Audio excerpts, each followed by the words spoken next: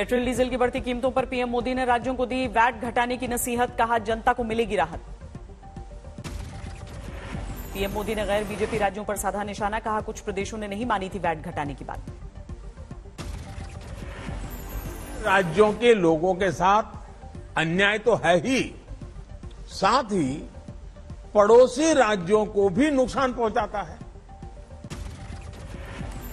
PM Modi के बयान पर तेज हुई सियासत, ममता बनर्जी बोली राज्यों पर ऐसे दबाव नहीं बना सकते पीएम।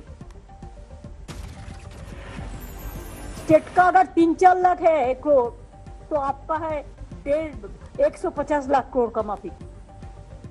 अपना बात तो थोड़ा कहो।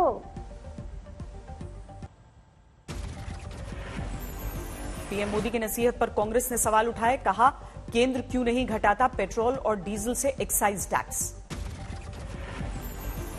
आपकी जिम्मेदारी है उस वक्त आप शर्मा जाएं और नहीं दें, और फिर राज्यों को कहो अब आप वैट भी कम कर दो। आप पहले वो 26 लाख करोड़ का हिसाब दीजिए, फिर राज्यों के पास आइए। बीजेपी ने कांग्रेस शासित राज्यों पर उठाए सवाल, अनुराग ठाकुर बोले बीजेपी वाले राज्यों ने कम किया वैट, दूसरे राज्यों ने क्यों नहीं घटाया। विपक्षी दल केवल केंद्र की ओर देखते हैं, जबकि अपने यहां पर टैक्सेस में कटौती नहीं करते हैं।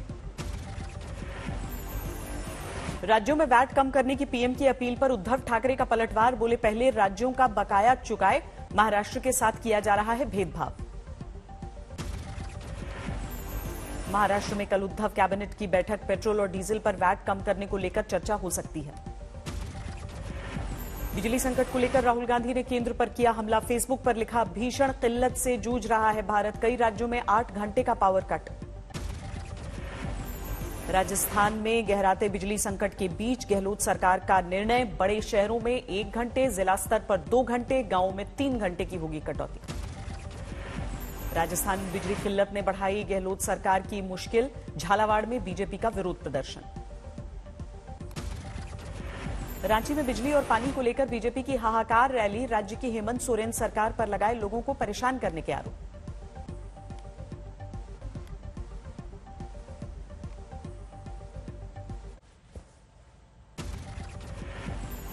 कोरोना को लेकर प्रधानमंत्री मोदी ने राज्यों को नसीहत दी, बोले शुरुआत में ही खतरे पर काबू पाना जरूरी है।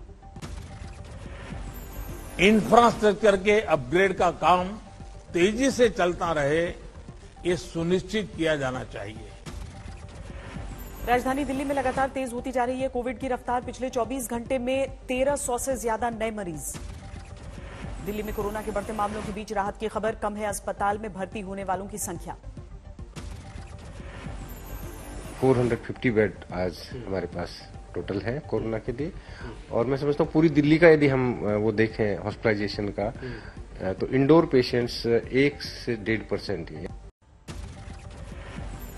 देश में पिछले 24 घंटे में 2900 से ज्यादा कोरोना के नए मरीज, 16,279 पर पहुंची एक्टिव मामलों की संख्या। राजस्थान के अलवर में मंदिर तोड़े जाने पर बढ़ी सियासी तकरार, सड़कों पर उतरे बीजेपी कार्यकर्ता और हिंदूवादी संगठन। अलवर में शहीद स्मारक से कलेक्ट्रेट तक निकाली आक्रोश रैली, राजगढ़ में मंदिर तोड़ने और नगर पालिका सभापति के निलंबन का विरोध। जहांगीरपुरी के बाद दक्षिण दिल्ली की तरफ मुड़ सकता है बुलडोजर, शाहीन बाग समेत यमुना बेल्ट के इलाके में कराया गया सर्वे। निगम अधिकारियों के साथ साउथ एमसीडी मेयर ने बैठक की, कांग्रेस और आम आदमी पार्टी पर लगाया रोहिंग्या और बांग्लादेशियों को पनाह देने का आरोप। उत्तर प्रदेश में जारी लाउडस्पीकर के खिलाफ मुहिम, 4000 से ज्यादा लाउडस्पीकर उतारे गए, 28,000 से ज्यादा है वॉल्यूम, जगहों पर वॉल्यूम को कम किया गया। नवनीत राणा पर शिवसेना नेता संजय राउत ने उठाए सवाल, कहा मनी लॉन्ड्रिंग में फंसे यूसुफ लकड़वाला से लिए थे 80 लाख लोन। अमरावती में युवा स्वाभिमानी पक्ष का शिवसेना के खिलाफ प्रदर्शन, 20 फीट गड्ढा बनाकर संजय राउत के खिलाफ जताया गुस्सा। डिप्टी सीएम अजीत पवार ने बगैर नाम लिए राणा दंपत्ति पर वार किया, बोले कुछ लोग जानबूझकर डाल रहे हैं बाधा। किरीट सोमैया और बीजेपी के दूसरे नेताओं ने महाराष्ट्र के राज्यपाल से मुलाकात की, खुद पर हमले की शिकायत की। रोपड़ के एसएसपी दफ्तर में कांग्रेस नेता अलका लांबा की पेशी, अरविंद केजरीवाल के खिलाफ बयानबाजी से जुड़ा है मामला, कांग्रेस नेताओं का प्रदर्शन। कुमार विश्वास की अर्जी पर हाईकोर्ट में सुनवाई। अदालत ने सुरक्षित रखा फैसला। रोपड़ में केजरीवाल के खिलाफ बयानबाजी को लेकर दर्ज है केस।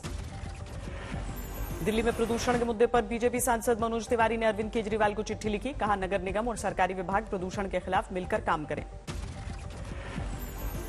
दिल्ली में बीजेपी दफ्तर के करीब आम आदमी पार्टी के कार्यकर्ताओं का विरोध प्रदर्शन। बुलडोजर वाले एक्शन को लेकर विरोध। हिमाचल में नए कांग्रेस अध्यक्ष की नियुक्ति के बाद पार्टी में जश्न का माहौल। कार्यकर्ताओं ने ढोल नगाड़ों के साथ किया प्रतिभा सिंह का स्वागत। ममता बनर्जी ने पश्चिम बंगाल पुलिस को दिया आदेश। कहा, बीएसएफ को इंटरनेशनल बॉर्डर के 50 किलोमीटर अंदर नहीं आने दें। कैबिनेट मीटिंग में मोदी सरकार ने लिए कई बड़े फैसले। जम्मू कश्मीर में 23,000 करोड़ के हाइड्रो प्रोजेक्ट को मंजूरी। स्ट्रीट वेंडर्स को मिलेगा 7% की सब्सिडी पर लोन। पंजाब में जैश की चिट्ठी से हड़कंप। मुख्यमंत्री भगवंत मान और हिंदुओं की आस्था वाले केंद्रों को बम से उड़ाने की धमकी। सुल्तानपुर लोधी के स्टेशन सुपरिंटेंडेंट को मिली जैश की चिट्ठी। रेलवे स्टेशन पर भी विस्फोट की धमकी। अलर्ट पर है पुलिस और रेलवे। लखीमपुर हिंसा मामले में मुख्य आरोपी आशीष मिश्र की जमानत याचिका पर दोबारा सुनवाई शुरू। आज से हाईकोर्ट की लखनऊ बेंच में हो रही है जिरह।